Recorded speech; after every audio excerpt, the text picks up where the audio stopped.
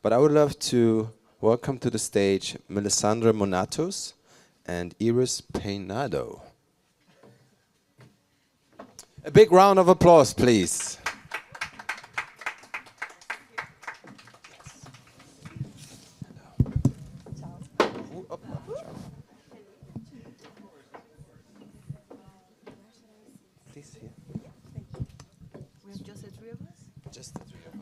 Just the three of us. Hi, nice to meet you.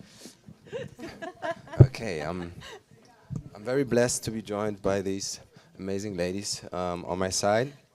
Before we dive into the topic of Caribbean film, and there's a specific title for this, it's The Quest for Caribbean Identity in Film. I didn't mention it earlier before, but my background is German Haitian, so... I knew it. Yes? I'm very happy. I had no idea.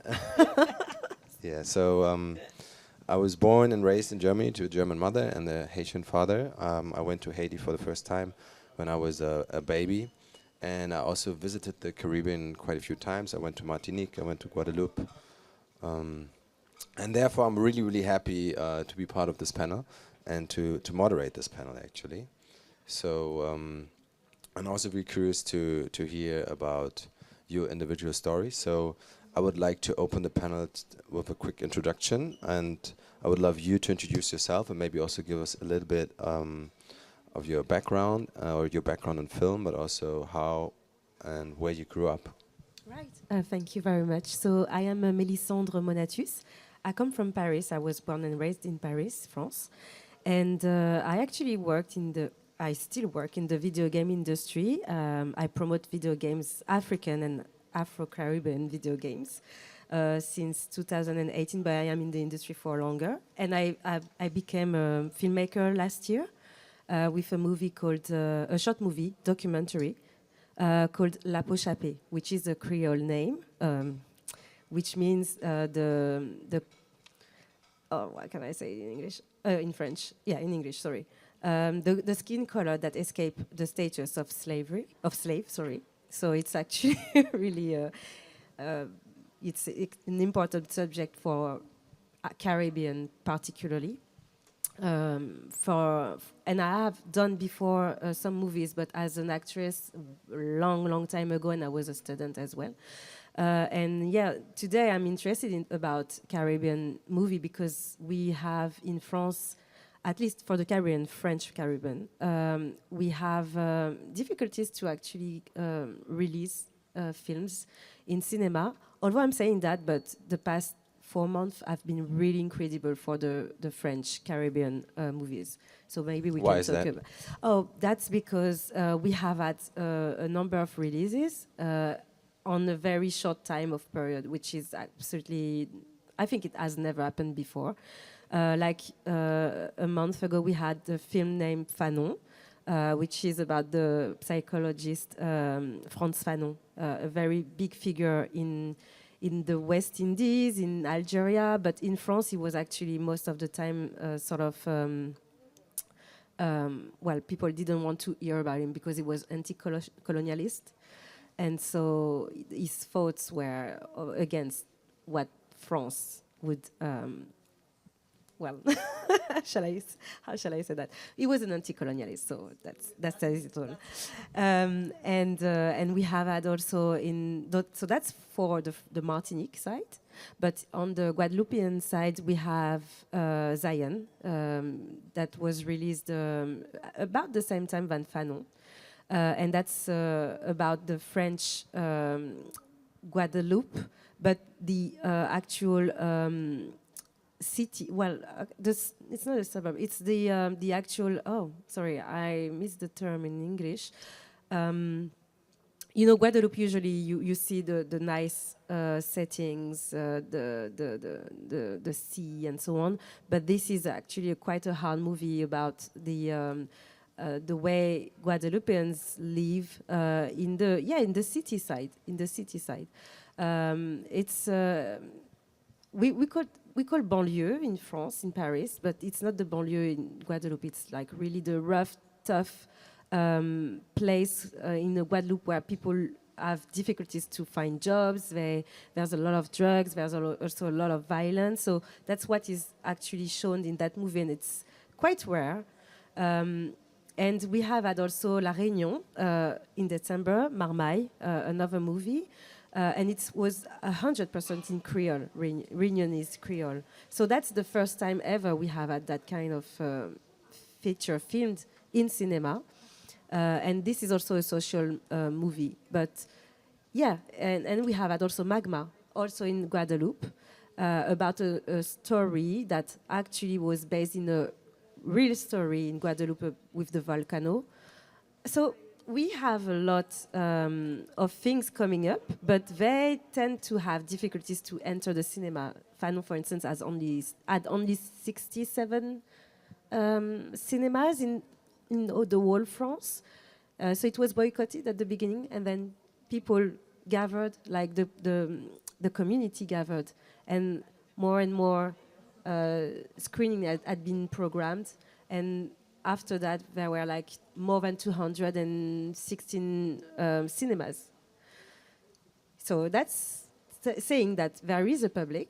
It's just that maybe on top in France we have difficulties to accept new stories, I guess. Yeah, I think it would be interesting to also later dive a little bit deeper into why that is. But before we do that, it would be amazing also to hear a little bit about you, Iris, and maybe you can give us a quick or long introduction about yourself, because I'm sure you also have many stories to tell. Well, quick because I'm old. So, yes, a quick old introduction. Well, I am Dominican, from Dominican Republic, born and raised until I was 18. I went to London to study theater. I did theater in my country before that. And then I moved to Italy, where I actually started all my career. I've been an actress in Italy for 45 years and did, I think, a beautiful career as a Caribbean woman. The only one, I should say, the only one known and famous. And but I'm very attached to my country, so everybody knows I'm Dominican. I have never changed my identity, and I think I have collaborated a lot for the young people in my country that saw this woman there in Europe, you know, doing photos and doing films. It got like an influence when influencer didn't exist, you know that? And also, so for example, now when Zoe Saldana wins all the things that could be won this year, I mean, I feel like a daughter of mine did it, because we all, my generation, really tried to open those doors and try to change what it was. And in my country, the industry has, cinema industry have grown so much. 14 years started that we did like 4 films a year, always with very good themes, Dominican themes, important themes. And then suddenly the government put this way to produce, you know, so people could take taxes out of their industry and give it to movie systems. And we are producing 40 movies a year, which in my small countries is amazing. And they are like also documentaries. And we are doing, I think, remarkably well. We have studios in Dominican Republic, which the people from United States and all over the world, they are coming to film. And we are producing a good industry. Latin America is great because we have so many people that speak Spanish. So, you know, is in a way is easier for us being in the Caribbean speaking Spanish. We have a big audience. I did just one film in my country 6 years ago. It was called Todas las Mujeres Son Iguales. And I thought, oh, what a great film. I did a film Santo Domingo about women. And then I was called that summer by interviews from Germany, from Brazil, from Canada. I thought, so the community, Latin community, is really big all over the world, especially in the United States and other places. Also, the Dominican community outside of Dominican is big, I think. Well, yeah. New York is the second capital of Dominicans in the world. And Haiti as well. And Spain is also quite big. And yeah, in Italy, we are not so many, I should say. And we have difficulties. In fact, I'm very glad and honored that I was invited to AfroCannes, because my Afro made my career, I should say that. Wow. I mean, that's my identity. And for example, in Italy, I have difficulties because when the period of beauty that you have when you are until 40 disappear, even though I thought I still look super good, I could not work anymore so much because even though I am Italian for my passport, like 50 years Italian passport, Italians don't see Italians with this color, this face, this hair. So I have never had in Italy a role of anything that have to do with coming from abroad. So I am putting all my energy right now. I've never been a doctor and nothing like that because they don't see it. So I'm putting all my energy right now as an older actress, and every interview I do, every time I am invited to a lot of film festivals as a judge, to put the attention that, not me, I am Dominican, I don't care, but this new generations, they are Italian. They speak perfect Italian, they have studied in the best schools, they are amazing actors. Because I think that's a step that we need in Europe as actors, that they are born there. So, they deserve to have great parts, not just the part of the guy that just came from abroad 2 minutes before. So there are like two battles, one in Dominican Republic with our movies going abroad. We have some difficulties because I talked to some people in the industry in Dominican Republic. They say some difficulties are coming to take the movies to Europe, for example, to put them in another market that is not the Spanish-speaking market of America Latina and the United States. Even in France, just for France, because we have many islands, the Caribbean, French Caribbean, we have Polynesia, we have Guadeloupe, we have Guyane, we have La Réunion, Martinique, and so on. So it's already very different in each region, like each island, I should say. For instance, it's very interesting that La Réunion is actually very in advance. There are a lot of funds to help content creators making games actually, yes, making games, but also movies.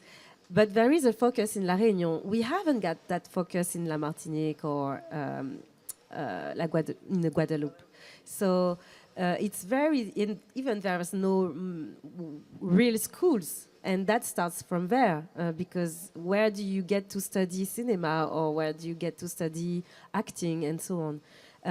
In La Réunion, they are building and they have built an ecosystem which helps it. But in Martinique, Guadeloupe, there are still a lot to do, and that's perhaps also why we have difficulties to get more movies. But then I should say that we have had the first Black female Oscarized. She's Eusanne Palsy in Martinique, and she's never been recognized in France. And we have not exactly the same, but Muriel Tramis for the video game industry, she was recognized as well before in abroad, before in France. So that's also a problem. So France doesn't really look at what we have as value. And most of the time it's outside that people get recognized, yes. That's also one of the reasons why we're here, right? To yes. also And Iris, I know you did quite a lot of films, also some very big films in the 80s, and you just spoke also about identity. So I think it would be interesting to know how it was for you, especially at that time in Italy as a Dominican woman, to work in film, and how you could also maybe preserve your identity as a Dominican being in that environment. And yeah, maybe you can touch down on some of the experiences and the films that you did over the past. Yes, for me it wasn't that difficult because I think it depends how you live your country. I went to a very school, I come from an amazing family. So when I arrived in Italy with 18 years old, I was already done. My brain and my body cord was already fixed. I knew what my political beliefs are. I knew everything that I was. So I was not changeable. And that is the main thing for me, why I could keep my identity. Second thing is that it wasn't difficult because I was considered a very beautiful woman. So straight away they gave me all the parts of the world that they needed a person like me. So they used me and I used them. And it was really nice. But the most important thing, my agent was Italian African. So when we met, he looked at me and he said, I'm going to make a star, and you're going to do exactly what I tell you. And Fernando Piazza did my career. I was paid incredibly well. I did not do anything that wasn't with a major director. I did a film, for example, I did Festival de San Remo. I did a film with a very famous actors like Troisi and Benigni, which in Italy is the #1 comedy, considered like an emblema. Every person knows that I go in the street, people recognize me. I work with Alberto Latuada, with Squitieri.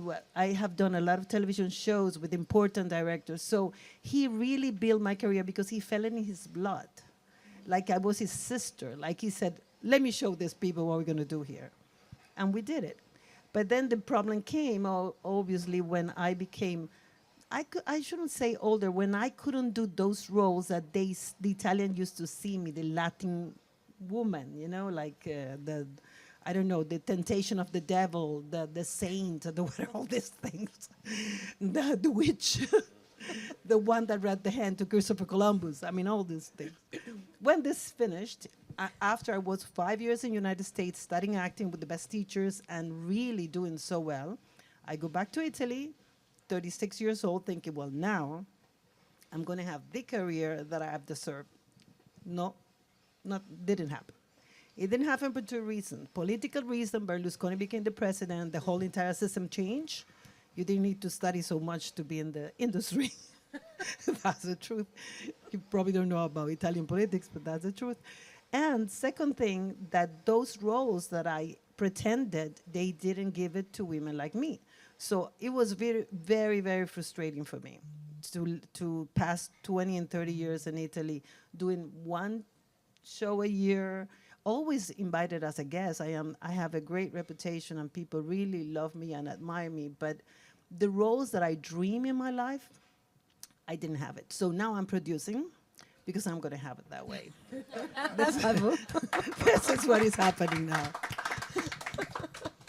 There's a saying, right? If they don't invite you to the table, you just to your own table, right? Yes. No, I shouldn't be mean with Italian cinema. I love Italy. Italy loved me, but I didn't get what I wanted. I am an actor. This is it, you know. And for a woman, 40, 50, 60s are the years to make the best films. That's when a woman can talk about. That's when a woman have something to say. And those are the years that I was at home like saying, okay, I'm going to kill myself, you know, because I couldn't get those roles. I got roles, but not those ones, you know. So, but anyway, it's my story. And but we're sitting here to hear your story, so it's okay to talk about it. And you just mentioned also now you produce. So do you want to dive into that a little bit? Well, I produced a film of Laila Petrone, my daughter, a short film, very beautiful. That was my first experience. Then I am co-producing with a group of Dominican producers, a film of Feli Germán, and it seems like we're going to do it in Montevideo. I tried to do it in Italy, and that's 2 years I spent trying to find a good producer. I came to Cannes 2 years ago with the film, but there is a problem because Italian cinema doesn't have, because we speak Italian in Italy, doesn't have this possibility to enter with a big quota in a film that is Dominican. They want us, they understood they wasn't be able to get the money back of what they're gonna invest.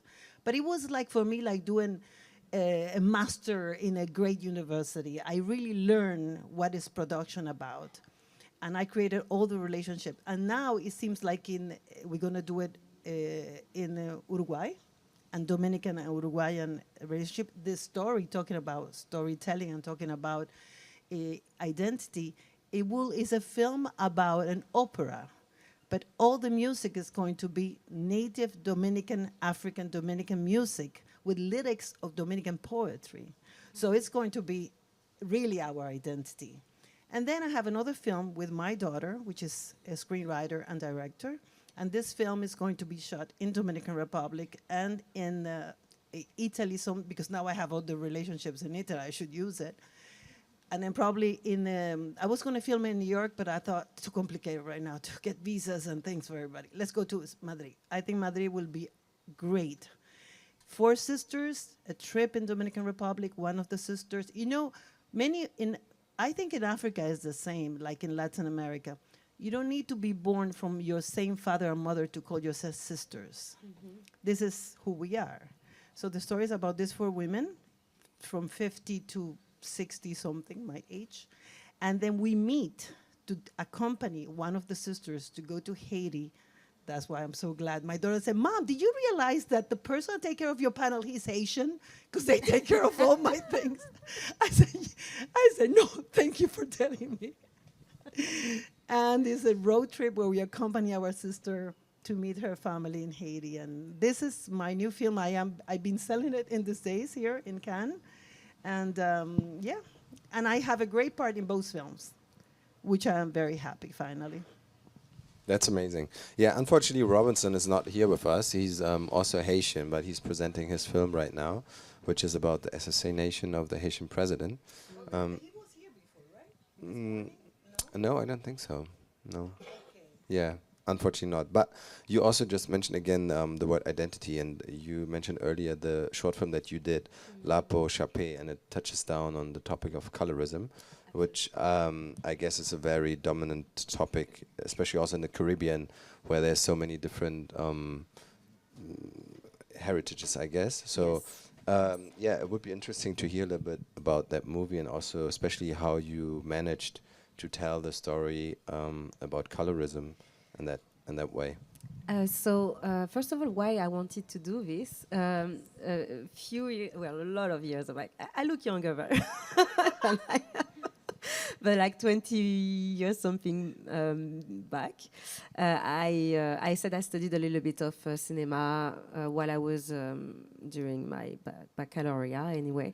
But after that, I went to study, sales and marketing and media. And during that time, during my media courses, I wanted to create a thesis about the color, Black people in the advertising, in French advertising. So to understand the role of Black people in French advertising. And this is because I always question myself of why my father is Black, why am I this color, and why my mom is white. And my father wouldn't tell me, and he would tell me by just slapping my hand, and that was not an answer, right? So I always had that quest of understanding. It's stupid, but as a kid, 4 years old, we don't know. And growing up, I was brought up, thanks to my brother, to go to an association named CM98. It's called the Comité Marche du 23 mai 98, which is an association that actually tells you everything about the heritage, the history about slavery and the geopolitics at the time, and how the mentality have evolved since we were back in the time slaves in the West Indies up to now, and how it impacted the society. So all of this also built my knowledge. And I guess 20 years later, I'm now here to still question that, but in a different way with a short movie. So what I wanted to do with that movie is to, I could see from my father's side that there's an issue. He didn't like his skin color, obviously, because he would always go for the white, whiten the lignée. La lignée, and he would tell my sister and I not to go, or even my brother not to go with Black people. And my grandmother, his mom, would tell me that she was not beautiful because she was Black. So I grew up with that kind of not appreciating, but like this mind of, okay, Black is not beautiful, but I would still question that why, But I could see that my color was, of course, like a passport for everywhere. Like if I go to the West Indies, I am welcome, like plus. My father would actually, be happy to show his kids because we were whiter than most of the kids. So it's and that, I know that comes from slavery. Right, the system and the way we have been brought up during slavery. So I wanted to get the movie to touch base on where exactly it come from. And in France, we have had Code Noir, Le Code Noir, which is a book that was written by Colbert, who legiferate, yes, the status of a slave. But we also had like the classifications of people by their skin color, skin tones. And we have names for each skin tones. And we use those names still today in the West Indies. And so it could be mulâtre, quadron, carteron. We have so many names. And this is really... For each different skin tone? Yes. It's very... Actually, it could count. At least, yeah. 13. So it's huge, but no one knows about that, And so I start with that in my movie, and I get people who don't know each other in purpose to get around the table and discuss and say, okay, look at this, do you know that? And then people discuss. And the approach is people discuss about that, but then they tell about their story as well. And so I think my movie is quite unique because it's the kind of discussions you would go with your friends in a private committee, and that has never been done in the cinema. And so I thought, okay, if I do that in the cinema, maybe people will actually talk about it more, because what we have, or what I could also understand, is that people don't tell about those stories because it's very painful inside, when they have humiliations every day and they don't tell about it because no one understands around them unless that person lives the same thing. So I wanted to have that tool. For me, it's a pedagogic tool to liberate the voice of people and their testimony, and so they can feel lighter in a way, and released. Yeah, that's the word. And it works. I have had the chance to actually I have 4 awards since I created the movie, and it was made very quickly, I have to say, but 4 awards last year. So I started in April last year. I had 4 awards by the end of the year, and early this year in March it was screened in l'Assemblée nationale, so it's like one of the highest ranked in Paris, And a month after, like three weeks ago, it was in La Sorbonne, which is another great institution of Paris. And it was in the Richelieu Amphitheater, which is also a symbol, because Richelieu was the person who actually legiferated the not the Code Noir, but the commercial, the trade. Yes, thank you, the slave trade. And in each screening, I had for the first one 90 seats, but there were 250 people who subscribed. So I had to hurry up to get a new place to get a new screening. And then the second one, I had over 600 subscribed people and only 500 seats, So now I keep trying to get more, screening. So where can we watch it? Actually, it's going to be here on the 21st in La Canopy. It's an hotel nearby. Thank you. But it's not only. It's not going to be only my film. Actually, some other African movies will be screened the same day, because I won the Decolor Award for that movie, which is the Pan-African Film Festival, who is in Cannes. It's based in Cannes, but it's afterwards, so it's in October. And all the movies last year who won a Decolor Award, they will be screened that day. I think mine will be in the morning, but I'm not sure. And I should be also the moderating the day. So you'll see me for sure. Please let us know. Yes.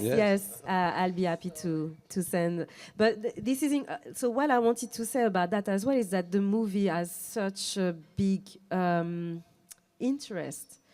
I did not do much of advertising, although it's my job. I do that. I'm a marketing person, but I didn't do much. The movie speaks for itself, and what is interesting as well is we have always debates after the screening. And to me, it's really important that it stays like that. It's a short movie, so we have time to have debates.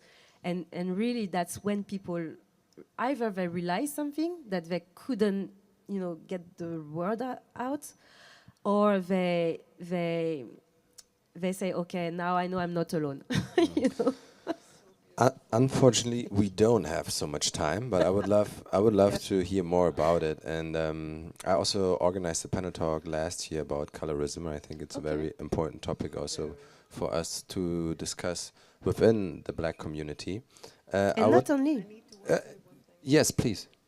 Yeah, sorry, not only the Black community. I had people in festivals, they were like, oh, okay, I am like 52 years old. I have never seen what you saw, and I had never imagined what you showed in your movie. Like, it's like they are like this. They didn't genuinely know that some people live such bad things, experience. So there's an education to do among us, of course, but also everyone else. Yes.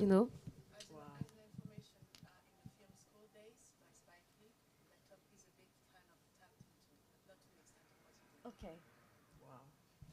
You had. Yeah, I wanted to say that, for example, Dominican Republic, the real thing is to have straight hair. As you always know, probably you all know, Latin American woman is completely obsessed with straight hair. And there is no one that can do straight hair better than Dominican Republic hairdressers. I mean, I swear to you. Right. I go to Santo Domingo, and for me, it's difficult to find someone that has a diffusore to do an afro. They look at me like, why does this woman want to have this hair? So when I was a child, people would stop me and say, oh my God, amazing eyes, pecado. What a pity that she has this hair. I mean, things like that. Oh, wow. They straightened my hair since I was 5 years old. So at 17, something in my body took place, and I went to a part of the city where, know where I live, and they cut my straight hair, and I did my afro. And since then, I actually had my identity. This is Iris Peynado. But in my country, the hair is what makes the difference in who you are. I don't know why. Why the stupid hair? I mean, really. Because we look whiter. Yeah, man, I agree with you 100%, because if I see the pictures when I was like 15, 16 years old, what came out was my white side.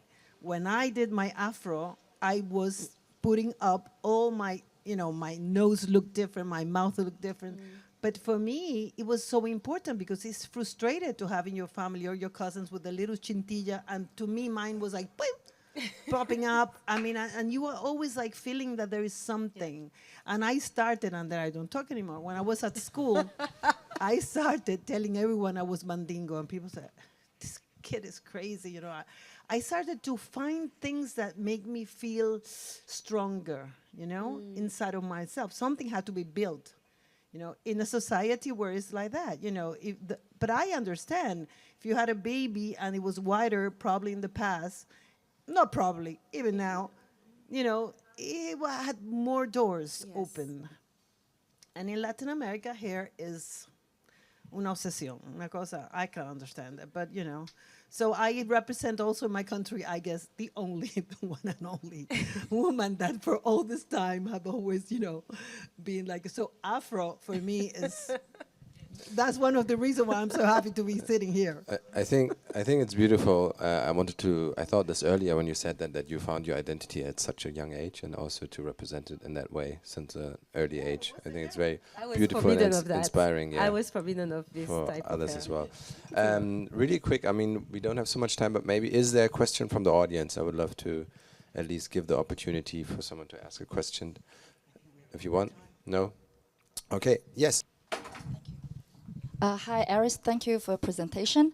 I have a question that you transform your career from an actress and then to now you produce your own film. So I think there should be a lot of challenges. How you overcome that, especially as a bad time, probably as a female, there should be a lot of challenges, right? And how you overcome that.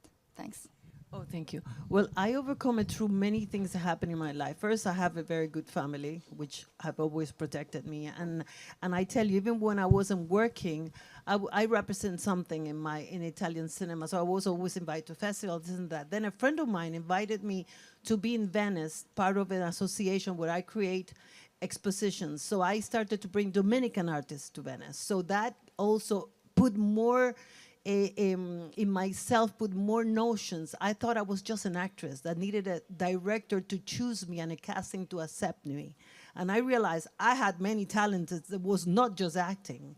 So through my association in Venice and creating events and the Biennale of Dominican Republic of Architects 3 years ago, I thought, you know what? I don't need just to be that. That is quite frustrating in this moment.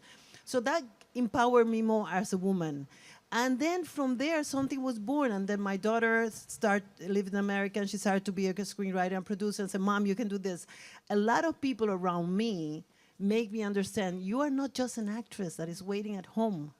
So production just started because people asked me, why don't you, years people have been telling me, why don't you are not a producer? But I was not ready. There's something inside of you. Now I am ready. Since 5 years I've been working. Now I feel like Iris Peynado has something to say, truly. Thank you very much. Do we have time for one last question, or? Yeah? Yes? No? Okay. We need to move forward. We need to go. Okay. Thank you everybody. Thank you for attending.